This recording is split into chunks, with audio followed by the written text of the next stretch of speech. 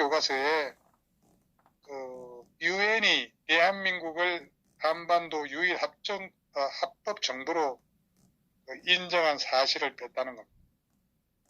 그 중에서 6종은 나라를 세운 게 아니라 정부를 수립했다고 하고 있고, 그에 반해서 북한은 조선인민주의 공화국 수립이라는 그런 표현을 하고 있다는 겁니다. 이거는 국가의 정통성을 정부로 만든 대한민국이 아닌 건국을 한 북한에 있는 것처럼 서술한 겁니다. 천안함 폭침과 관련한 교과서 3종은 아예 언급하지도 않고 있고, 또 다른 3종은 침몰 사건이라는 이런 용어를 지금 쓰고 있습니다. 이것은 명백한 북한의 도발 주체인 북한의 책임을 은폐하고 있는 겁니다. 이뿐만 아니라 심지어 역사 교과서에 불분율을 깨고 이 정권의 정책을 아주 긍정적으로 홍보하는 그런 내용을 싣고 있기도 하고, 역사 교과서를 정권 홍보물로 전락시키고 있다는 겁니다. 이거는 역사 교과서가 아니라 이거는 마치 좌파 정당의 당원 교재나 정치 선전물이라고 해도 과언이 아닐 겁니다. 그래서 보수가 집권한 후에 교육감 이거 직선제를 없앨 수밖에 없다고 봅니다. 우리 박근혜 대통령의 한 업적 중에 하나가 국정교과서 아니었습니까? 한교안이 이제 좀 깨달아야 되는데, 박근혜 대통령은 죄가 있어서 탄핵당한 거 아니라 자익들과의 치질 싸움에서 진 겁니다.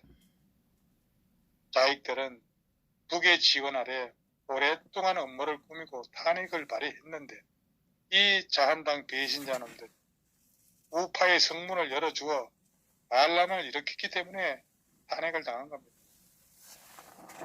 그렇다면은 황교안이가 오늘 국회에서 그렇게 쭈그리 앉아있을 게 아니라 이런 걸 깨달았다면은 탄핵 무효 선언하고 김무성 패거리들 제명하고, 그리고 난 다음에 우파 통합을 해서 자익들과 전투에 임해야 되는데, 지금 그 자한당 하는 꼬라지 보면은 답이 없죠. 그리고 황교안은 부산 미국 문화원 방화에서 경찰 6명 살해한 그 김현장이를 끼고 다니는데 이거 특보에서 해임시켜야 됩니다. 그리고 강주 방문해서 북한군 소행, 강주 폭동 민주화 운동이라고 조작 앞장 선거 이거 사과해야 합니다. 동의하시겠습니까? 예. 자, 그리고 이건 우리 시청자 여러분들 뿐만 아니라 다 저도 해당이 되는 거죠. 정부가 이 주택시장 안정화 종합 대책을 발표를 했잖아요. 예. 그래서 투기 지역, 투기 가열 지구에서 시세 15억 원 초과하는 소위 초고가 아파트를 구입을 할 때는 주택 구입용 주택담보대출을 받을 수 없다라는 거지 않습니까? 그러니까 정부가 집값을 기준으로 대출을 전면 금지하는 것은 이번이 처음이에요. 그러니까 이제 부동산 시장이 지금 요동을 치고 있는데, 수요를 억제하기 위해 고강도 대출 규제를 내놓은 거라고 지금 하고 있죠. 그러나 이 문제도 규제가 덜한 지역으로 투자가 이제 몰리면서 소위 이게 풍선 효과가 나타나가지고 지금 난리가 났지 않습니까? 경기도 수원 같은 경우에 프로지오 아파트인가 뭔가는 거의 한 80대 1 정도 경쟁률을 보이면서 마감이 됐고, 900몇 채 모집하는데 7만 내지 8만 명이 몰렸다는 거예요. 근데 수원에 보니까 4채를 모집하는데 말이죠. 거의 한 4천 명이 몰렸다는 거예요. 그거는 한 950대 1이나 1000대 1 정도 경쟁률이 된 거죠. 그리고 우리가 청주 게이트 차숙에서 얘기하면서 참 청주도당에서 그 강화문에서 여의도까지 오면서 우리 그 청주도당 버스 같이 타고 왔잖아요. 네.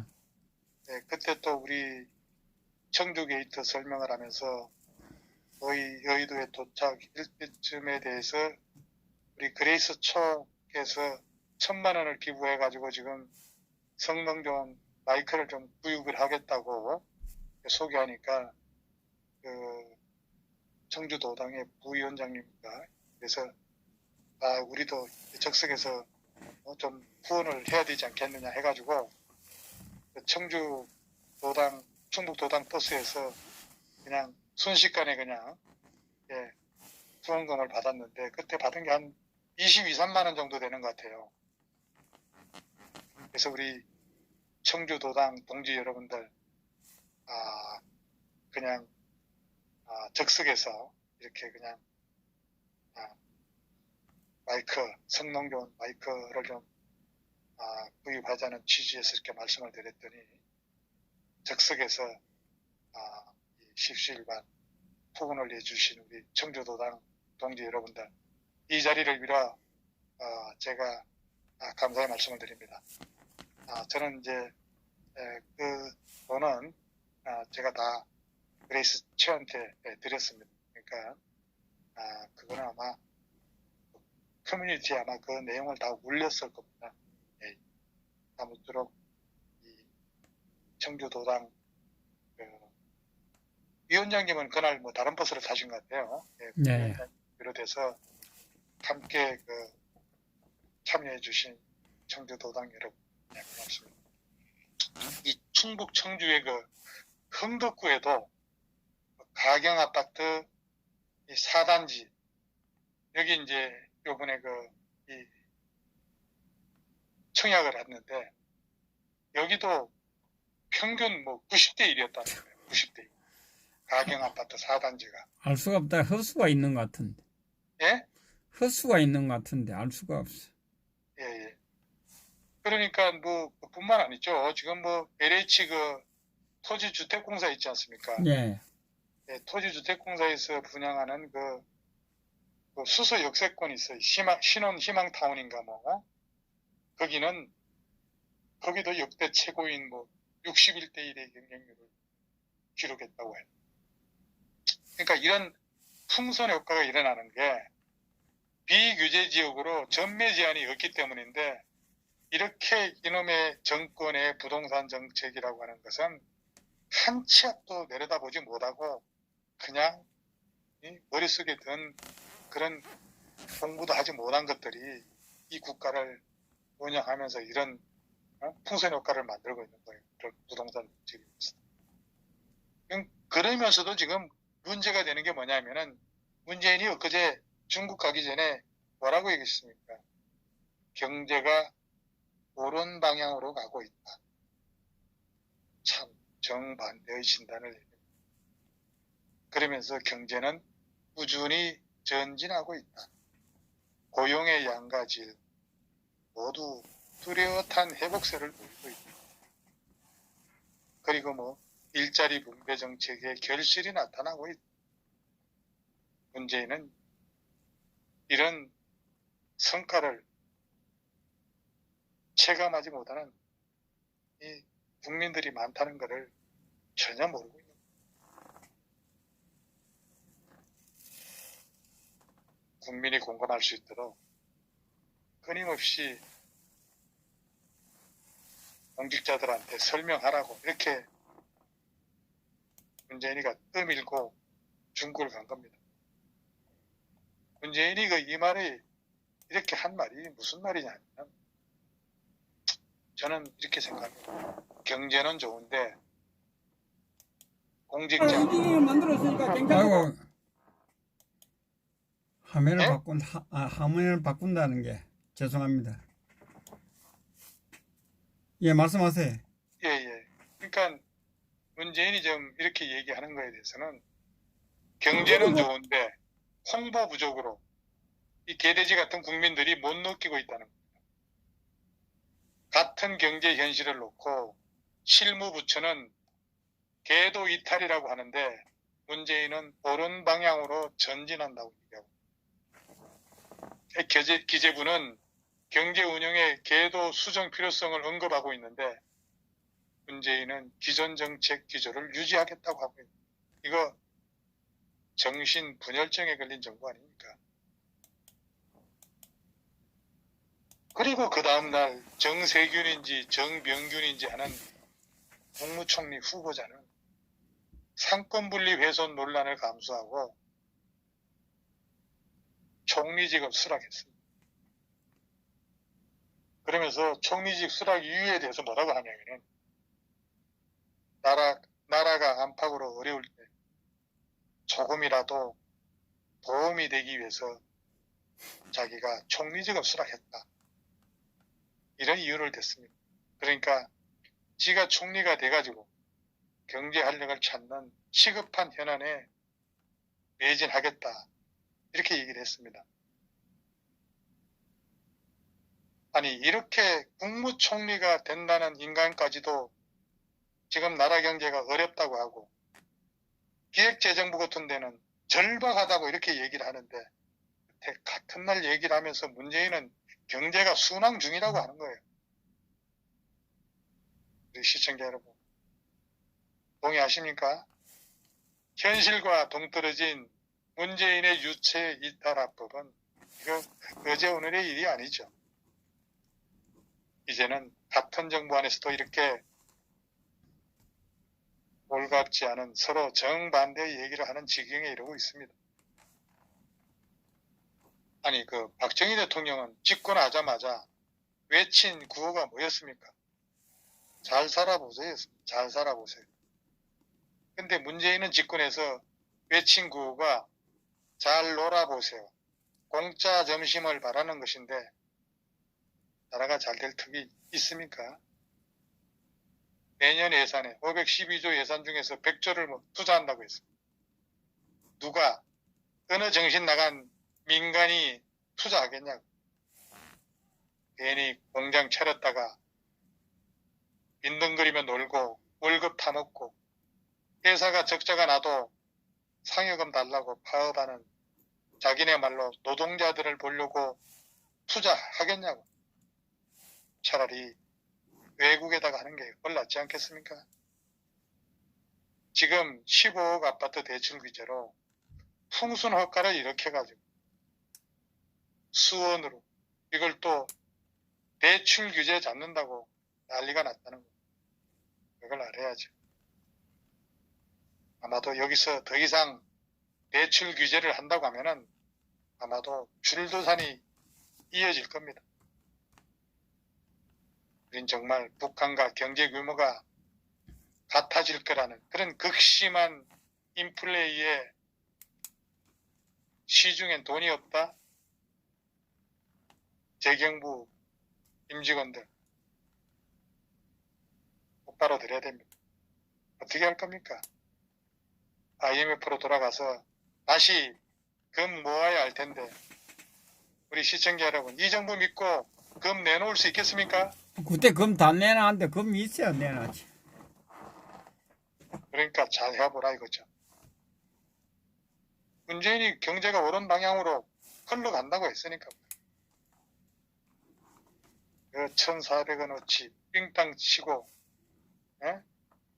우리들 병원 그리고 김의겸이 흑석동 부동산 사가지고 군산 국회의원 출마한다고? 조국이 오늘 구속영장 청구가 됐지만은 감찰 대상을 다 풀었는데 상식적으로 경제가 옳은 방향으로 가겠습니까? 무능력을 감추려고 국민한테 어리석은 거짓말을 반복하는 문재인 씨. 도대체 대한민국을 어디로 끌고 가고 있습니까? 부끄러움도 없이 입만 열면 거짓말하는 청와대를 향한 국민들의 분노는 지금 폭발 직전의 단계입니다. 무능에다가 공작 정치, 선거 개입에 꼼수 조작, 검찰 수사 방해하고, 사법부 장악하고, 언론 장악하고, 여론 조작하고, 문재인의 모든 국정행위가 전부 지금 국정농단으로 밝혀지고 있습니다. 이쯤 되면은 동의바위로 가야죠. 인권 변호사 출신이라는 게 무색하게 감히 민간인 사체를 감행하고 이거 있을 수 없는 비열한 행위죠. 서울대 학생 여론조사에서 민주화 이후에 대통령 중에서 가장 최악이라는 그런 평가가 왜 나왔는지를 한번 생각해 보라. 1등 했다면서요. 그러니까 이 분노한 국민들의 여론을 지금 무시하고 있는데 머지않은 가까운 장래에 처참한 꼴을 보게 될 겁니다. 그러니까 문재인은 경제하고 관련해서 지금까지 자기가 무슨 말을 했고 현재 자신이 입에서 나오는 내용이 뭔지를 아예 모르고 있는 것 같아요. 아니 그 대표적인 게 미중 그 무역협상이 파기된 날 바로 그 당일날 뭐라고 했습니까? 한국 경제가 성공적이다 이런 발언을 했지 않습니까? 그리고 부동산이 뭐 안정되어 있다고. 아니 문재인은 경제 부동산에 대해서 지금까지 별 관심도 없이 살아봤고 경제 문제에 대한 본인의 생각이라고 하는 돈 많은 놈, 나쁜 놈, 다 함께 잘 사는 세상이라는 그런 경제가 아닌 그저 선동적인 구호밖에 없는 것이었습니다. 그러니까 경제에 대해서 뭐 깊게 공부를 해보거나 생각을 해본 적이 없으니까 오락가락하는 그런 발언이나 때로는 경제 전문가가 아닌 우리 같은 그 농민이 봐도 어처구니가 없고 황당하고 때로는 정말 바보 같은 발언을 아무렇지 않게도 할 수 있는 거라고 봅니다. 뭘 조금이라도 알면 부동산 안정되어 있다. 이런 발언은 전 국민이 보는 앞에서 도저히 할 수 없는 거 아니겠어요? 이런 본인의 발언에 전혀 부끄러움을 느끼지 못하고 있다는데 문제가 아닐 수가 없죠. 손바닥으로 하늘을 가려봐도 눈과 눈에만 가려진 하늘이 안 보이고 촛불만 보일 겁니다. 정말 방과 낫을 구분하지 못하는 무례한 정권일 수 없습니다. 그 문재인과 그 수하에 있던 그 시기놈 장하성이라고 또 있잖아요. 소득주도 성장정책, 주 52시간 근무 이거 밀어붙여가지고 경제가 지금 파탄나고 길거리에는 빈 가게가 절비하고 문 닫는 중소기업들 소상공인 대기업은 나름대로 생존하기 위해서 해외로 공장 이전하기 바쁘고 그로 인해서 날로 늘어나는 청년 실업자로 온 나라가 극심한 고통을 받고 있는 현 시점에 그나마 경제관료나 일부 정치인들이 사태의 심각성을 깨닫고 정상적 방향으로 물꼬를 돌리려고 하는데 우리 문재인 씨는 자다 말고 남의 집 공창 두들기며 개나발 부는 저 인간. 정부 예산 마구잡이로 풀어서 주 몇 시간짜리 노인 알바 늘린 게 문재인 씨의 최대 치적일 겁니다.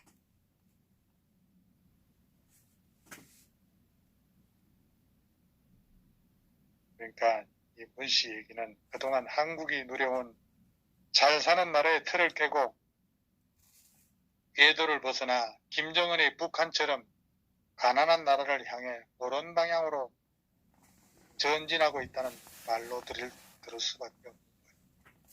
사기와 거짓말, 남 탓만 하는 무식한 정권의 시녀들, 부동산 정책, 소득주도 성장, 이거 전부 거짓말이에요. 그래서 더불당은 노동당으로 당명을 바꿔야 할 겁니다.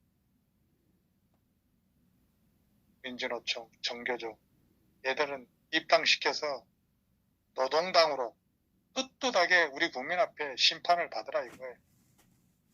그러면 차라리 떳떳할 거 아닙니까? 그리고 대한민국 정부의 출발의 시점과 대한민국의 헌법과 자유민주주의 체제와 자유경제제도, 검찰제도 모든 것을 부인하고 엎어버리고 바꾸려고 했던 자들은 모든 그들의 사고와 행동만이 정의고 법이고 질서라고 생각하고 엄청난 일들을 아무런 거리낌 없이 그리고 매우 아마추어적으로 업무 처리로 자행해 왔습니다. 그것은 마치 성난 고등학생 애들한테 이 나라를 맡기고 있는 것은 아닌지 심히 염려스럽지 않을 수가 없습니다. 적폐 중에 적폐로 썩어 빠져 악취를 풍기는 좌파 문재인의 청와대는 폐쇄해야 합니다. 정말 역대 대통령 중에서 제일 타락하고 부정부패로 얼룩진 원정권입니다. 아마 감찰이라고 하는 것, 감찰, 검찰이 아니라 감찰이라는 단어도 고장났다는 말도 애초부터 어불성설입니다. 해야 할 일과 해서는 안 될 일을 구분할 줄 아는 그런 능력 자체가 아예 없고 옳고 그름의 판단 기준이 없는 자들로 안장을 채워주니까 이 자들이 전문 지식은커녕 일반 평범한 국민들 수준만큼의 그런 인문 소양도 갖추지 못한 것들이기 때문에 생각해 보세요. 한창 그 배울 나이에 반정부가 아닌 반국가 이념 서적에 빠져가지고 수단 방법 안 가리고 국가 공권력을 까부시는데 가열찬 투쟁에 몰두했기 때문에 얘들이 아는 게 뭐가 있겠어요. 화염병과 돌, 이게 전부 아닙니까? 감찰이라고 하는 이런 명분을 내세워가지고 온갖 잡탕밥을 만들고 갑질 노릇하는 그런 감찰반 근무처를 제가 볼 때는 분묘 처리장 안으로 옮겨가지고 밥값을 하도록 특단의 조치가 필요하다고 봅니다. 부득이는 부득이끼리, 기생충은 기생충끼리 민족이라고 하는 그런 명분을 내세워가지고 양다리 작전하는 인간들 합류시켜라 이거예요.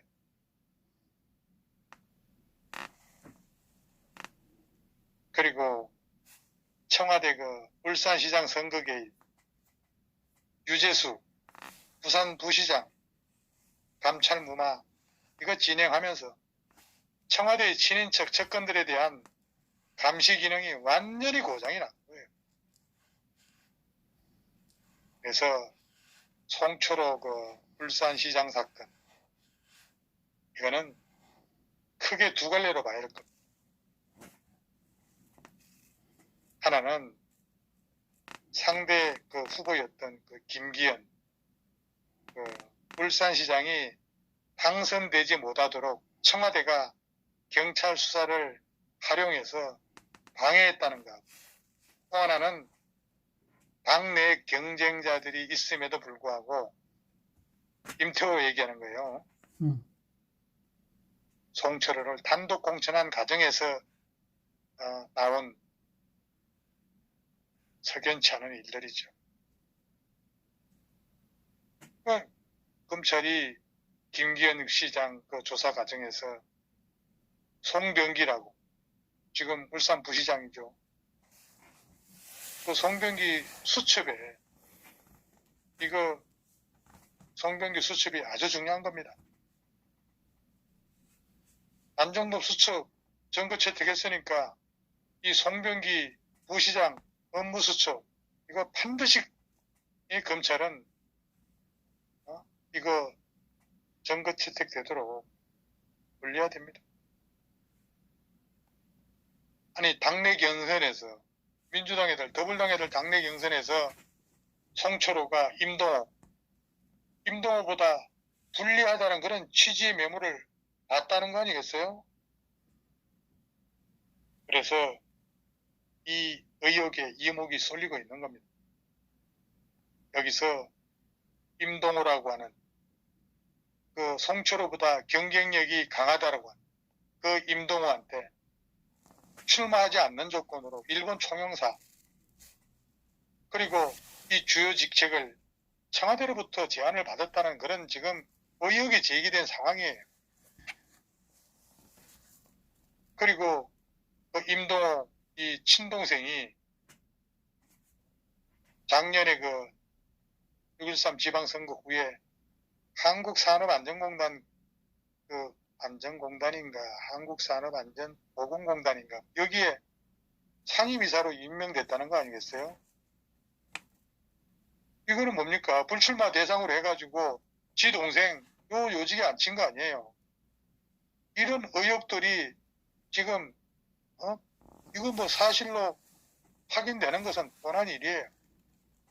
그렇다면은 이게 바로 뭐냐? 공직선거법상 후보 매수죄에 해당된다는 얘기입니다. 다시 말씀드리면은 송철호하고 훨씬 경쟁에서 우위에 있던 임동호를 불출마 조건으로 해서 일본 총영사나 아니면 정부사나 단체장 이거 조건으로 해서 지들 저 당내 경선에 갔다가 하지 않고 송철호를 올려준 거 아니에요. 그러면서 그 선거 끝나자마자 바로 그냥 지 동생한테 임철호 뭡니까 그 임동호 동생한테는 한국산업안전공단 한국산업안전보건공단인가 거기 상임감사를 줬다는 거예요. 이거 빼도 박도 못하는 증거 아니겠습니까? 이게 바로 공직선거법상 후보 매수죄에 해당된다는 거예요. 문재인이 형님으로 모시고 있다는 그 송철호 청와대하고 짜고 치는 고스톱 결과야 이 뻔할 뻔짜죠. 권력을 등에 업고 부정으로 선거에 당선됐다면 스스로 물러나는 게 좋겠죠. 그리고 관련된 늙어지들 감옥으로 보내야 됩니다. 옛말에 상놈이 갓을 쓰면은 각근이 떨어진다고 했습니다. 억지로 갓을 씌워 놓으면 각근이 견디겠냐 이거예요. 청와대는 최근에 친인척과 대통령 측근의 문제가 잇따라 불거질 때마다 뭐라고 얘기를 했습니까? 얘들아. 청와대 비서진에서 뭐라고 얘기를 했습니까? 법적으로 문제가 없다. 이러면서 무대응으로 일관해 왔습니다. 그러다가 검찰 수사가 시작되면 또 어떻게 대응을 해왔습니까? 청와대. 수사 중인 사안이라 답하지 않겠다. 책임을 회피하는 그런 태도로 일관해 왔습니다. 민정수석실이 친인척, 측근에 대한 엄격한 관리, 감찰보다는 얘들은 정치적 사항마다 사사건건 관심을 가지고 목을 쭉 내밀어 왔어요. 이거 제가 그동안 논평에서 수차례 지적해 왔던 특별감찰관 제도 이게 무력화되었기 때문에 오늘날 청와대가 이 꼬라지가 된 거예요. 맞습니다. 제가 논평 때 특별감찰관 제도 이거 몇 번 지적했지 않습니까? 예. 언론은 한국일보에서 이거 제일 먼저 그 특별감찰관 제도에 대해서 지적을 했던 거예요. 그 뉴스를 보고 제가 그날 저녁에 특별감찰관 제도 이거 지금 빨리 그 임명을 하지 않고 있는데 이거 수상하다. 큰 문제 생긴다. 바로 이 특별감찰관 제도를 얘들이 임명을 하지 않았기 때문에 오늘날 청와대가 이렇게 그냥 완전히 지금 붕괴가 되고 있는 모습을 우리가 보고 있는 거예요. 이런 감찰관 제도가 사장된 상태에서 오늘같이 뭐 고위공직자 범죄수사처, 공수처 여기에 목을 맬 경우에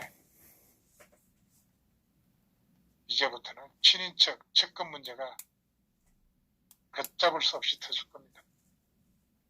이 정권의 조작, 날조, 허위, 편법, 비리, 부패, 위법은 어디까지, 언제까지 이어질 겁니까? 나라가 완전히 망하기 전에 끝장을 내야 합니다.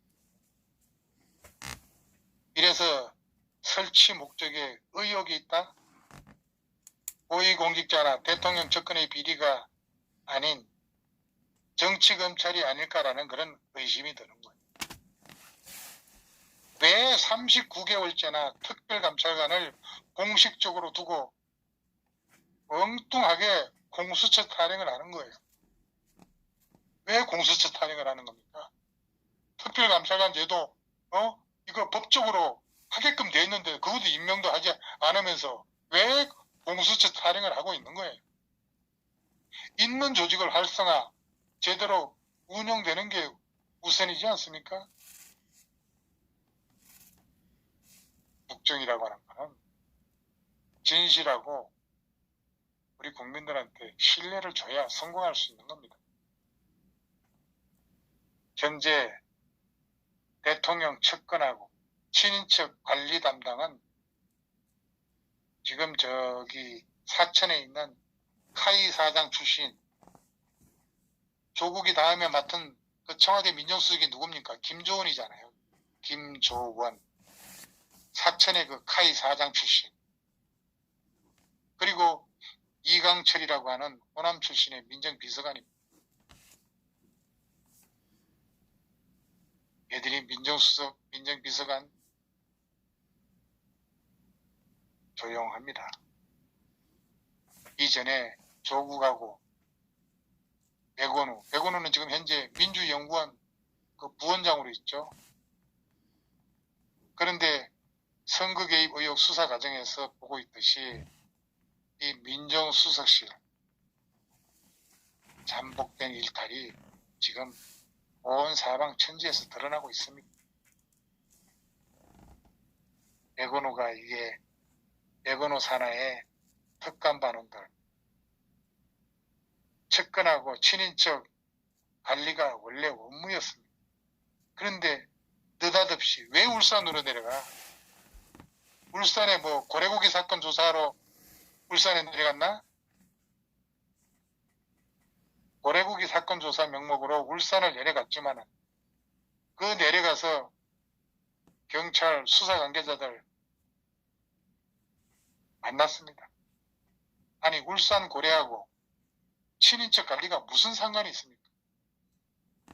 이런 지적에 민정실이라고 하는 곳에서 뭐라고 얘기했습니까? 뭐 포괄적 업무라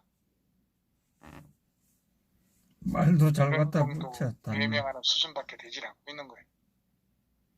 민정실이라고 하는 게 못된 짓은 다 하고 말이죠. 선거를 비롯해서 정치 사건에 사사건건 개입이 나고 발뺌한다고 돌통이 안 납니까? 조국과 백원우, 유재수, 감찰 무마에도 관여를 해요. 그러니까 이 조국은 빼도 박도 못하는 거예요. 조국하고 백원우, 유재수 감찰 무마 사건에 관여한 거, 청와대 간부들을 감찰해야 될 그 민정수석실이라는 데서 이 인간들이 오히려 감찰을 무마하는 데 앞장섰다는 거예요. 감찰을 하라고 그 자리를 줬더니 감찰을 무마하는 데 앞장섰다면은 이건 뭡니까? 고양이한테 생선을 맡긴 꼴이 되는 거죠. 이제 와서 지금 두 인간이 추접스럽게 서로 책임을 떠넘기는 모습을 지금 우리가 보고 있어요. 이놈의 정권 2년 반 동안, 2년 반이 뭡니까? 지금 2년 8개월 동안 지금 지켜봤지만은 청와대라고 하는, 특히 민정수석실, 조국과 백운우가 있던 민정수석실은 아주 기본이 되지도 않았던 그런 아마추어적으로 운영이 된 거라고밖에 달리 설명할 수가 없는 겁니다. 그 백운우 밑에 있던 윤규건 그 총경 지금 현재 구속돼 있죠. 네. 그리고 양정철이 민주연구원장. 네? 얘들 한번 보세요. 무슨 짓 했나. 우리들 병원 1,400억 이 대출 의혹 여기에도 지금 연루가 돼 있습니다. 그래서 몽땅 구속시켜야 된다. 특히 그 윤규근이 같은 경우 우리들 병원 문제를 제기했던 그 신혜선이라고 있지 않습니까? 뭐 천주교 이성훈 그 주교 거기에 뭐 저기 그 어머니가 그 직계 저기 되지 않습니까? 가족이지 않습니까?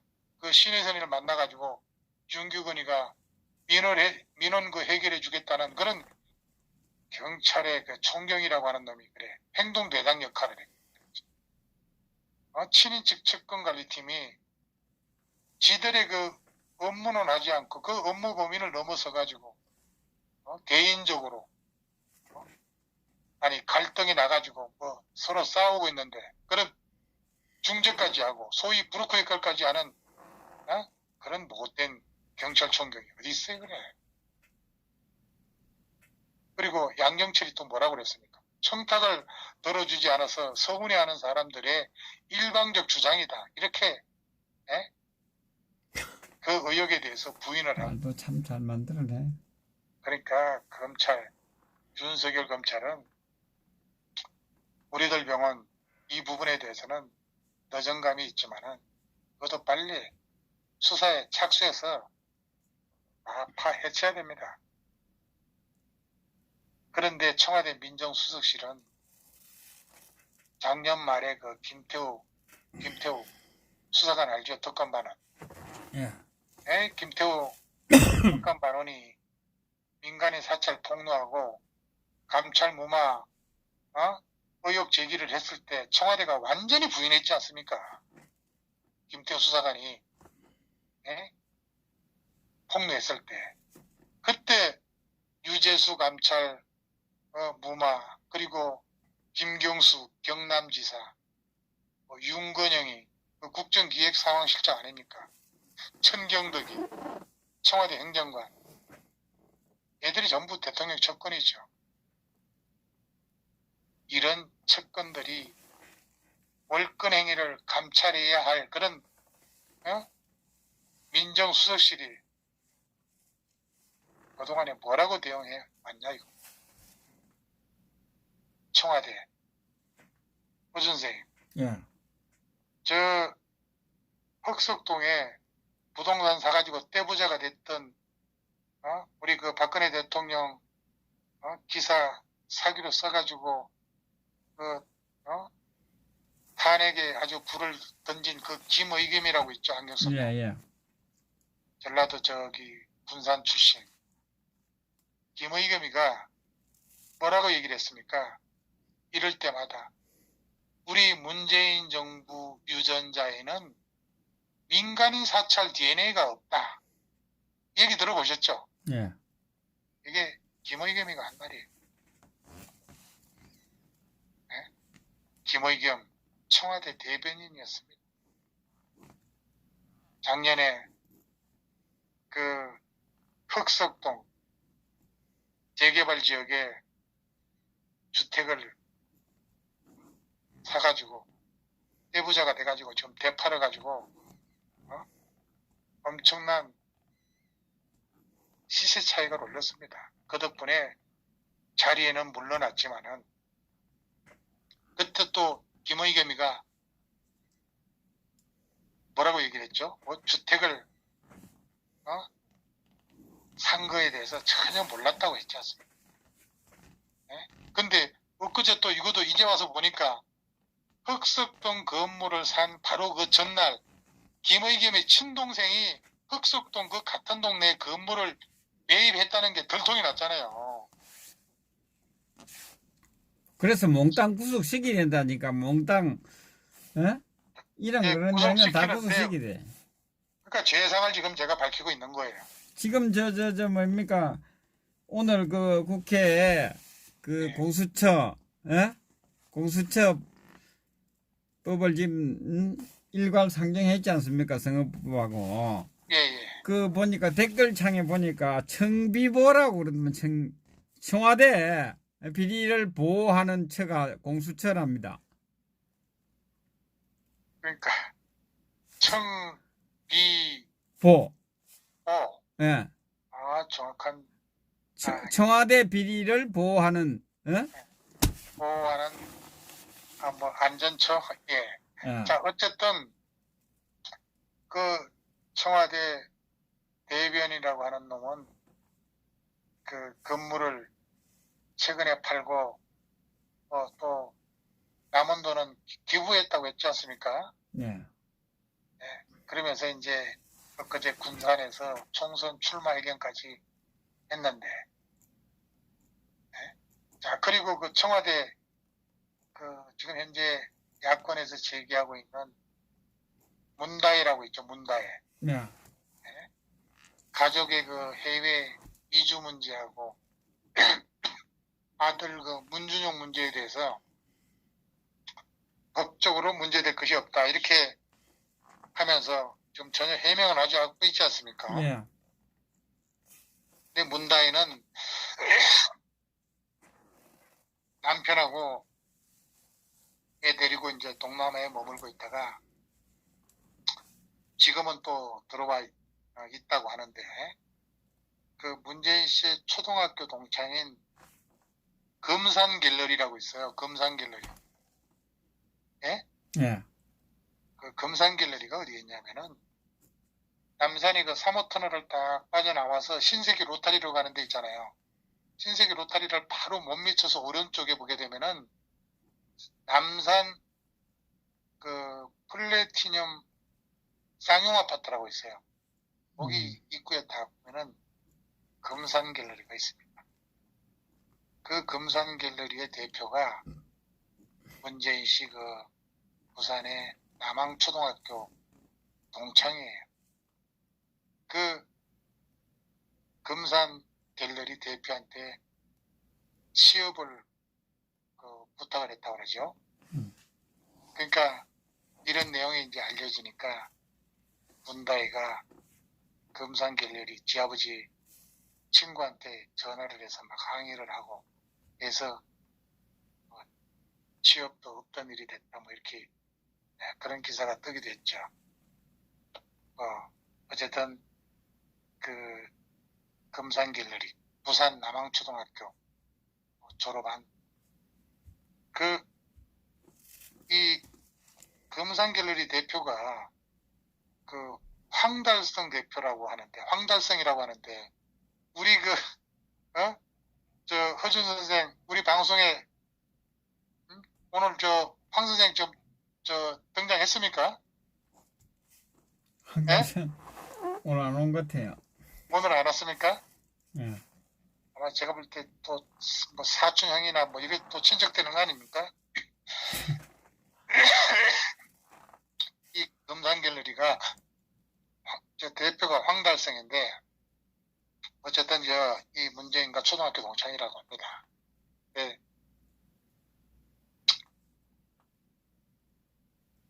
어쨌든 뭐 미술 전문가도 아닌데 90년대 초에 갤러리를 열어가지고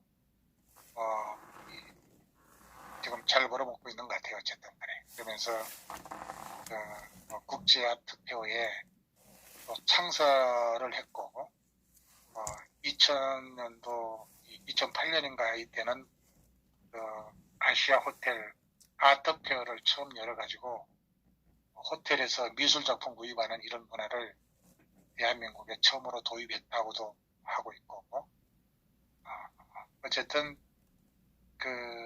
이 부인이 또 이제 추계 예술대학교의 관아 교수라고 그러는데 또 그쪽에 지금 현재 추계 예술대학교에 그 과장으로 있는 우리 동기가 하나가 있어요. 그러니까 물어보니까 잘 알더라고. 그러니까 부인이 서정이라고 하는 사람인데 서정희 교수라고 하는 제가 알고 있는 우리 동기랑 잘 알아서 제가 한번 계속해서 추적을 한번 해볼 생각입니다. 자, 어쨌든 청와대는 이 문다혜의 그 해외 이주에 대해서는 어떤 법적인 문제도 없다고 이렇게 분명히 얘기를 했고, 그 다음에 이 문재인의 동생과 이낙연, 이제 총리 그만뒀죠. 예. 이낙연 동생이 지금 정권 출범한 후에 그 SM그룹 계열사에 채용돼가지고 둘이 다 SM그룹에 지금 근무하고 있지 않습니까? 이것도 이제 특혜가 있는 거 아니냐라고 하는 지금 의혹도 제기가 되고 있습니다. 그만큼 자, 제가 음식을 잘못 먹었는지 소화가 좀 잘 안 되네요. 예. 오늘 뭐 여기까지 하시죠, 뭐, 그럼. 자고 내일 또 12시 국회로 가야죠. 예, 어쨌든 자, 제가 하여튼 몇 가지가 좀 중요한 문제들이 있는데 설명대로 가면은 지금 그 몇 개 앞에 거는 다 끊었는데 지금 예? 뒤에 앞에 거는 다 끊었는데 뒤에 이야기한 거는 지금 46분 이야기였어요. 그렇습니까? 지금 몇 분이나 계신지? 277분. 아이고, 12시가 넘었는데 주무시지도 않고. 자, 어쨌든 제가 그럼 마지막으로 그냥 매듭을 짓겠습니다. 예. 문재인이 중국 가기 전에 연하장을 보냈는데, 그 연하장을, 제가, 한 장을 받아서 한번 그 내용을 보니까 말이죠. 예.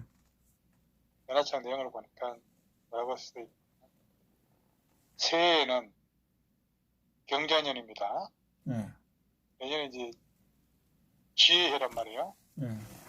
새해에는 공정을 바탕으로 혁신과 포용, 평화의 열매를 맺겠다. 이렇게 얘기를 했어요. 그러면서 올 한 해에 대해서는 어려운 일이 많았던 한 해였지만은 성원 덕분에 많은 고비를 넘겼다. 그러면서 문재인 씨는 국민의 목소리가 다양할수록 우리들의 희망도 커진다고 생각한다. 서로를 소중히 여기는 마음에서 함께 더불어 잘 사는 나라가 완성될 것이다. 이렇게 얘기를 했어요. 그래서 국회에서 일반적으로 야당은 없고 그 상정시키고 그래 하는가요? 그러니까 문재인이 공정을 말할 자격이 없죠. 아니 그 머리 위에 핵폭탄을 이고 사는 국민들에게 어떤 평화가 있다는 겁니까? 공정을 바탕으로 어쩌면 저렇게 뻔뻔할 수가 있습니까? 조국 사태, 울산시장 선거 사태에 대해 한 번이라도 진심 어린 사과를 해본 적이 있습니까? 사과는 황사과가 하고 있으니까 전문 사과가 있잖아요. 그러니까 이 구렁이 담 넘어가듯 어물쩍 넘기기를 바라는 거죠. 정말 후한무치하고 철면피 같은 사람이다. 이렇게 마무리하겠습니다. 감사합니다. 예, 수고하셨습니다.